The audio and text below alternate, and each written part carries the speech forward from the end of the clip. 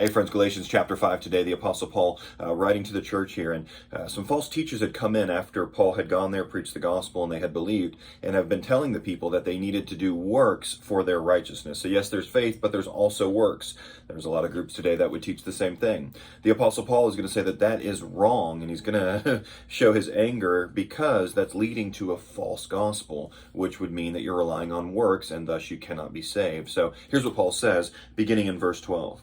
I wish those who were disturbing you might also get themselves castrated. Yeah, that's what he says. That he wishes that they would do that. That's how bad it is of what they're teaching.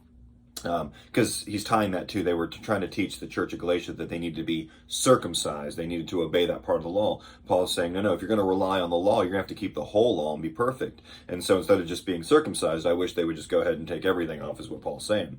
So then he says this, for you were called to be free, brothers.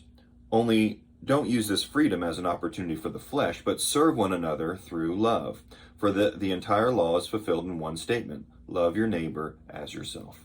Paul says, you've been set free. Christ has set you free from the law. You're not trying to keep the law for your righteousness.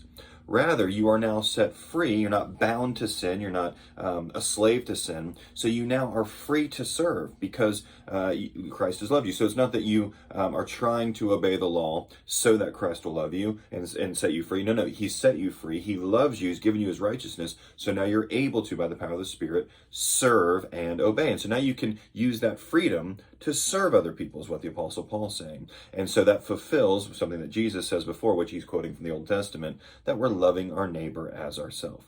All the law is fulfilled in loving the Lord our God with all our heart, soul, mind, and strength, and loving our neighbor as ourselves. And Paul says you're now free to do that. Don't try to go back and obey the law for your righteousness. You're righteous because of Christ. Have a good day.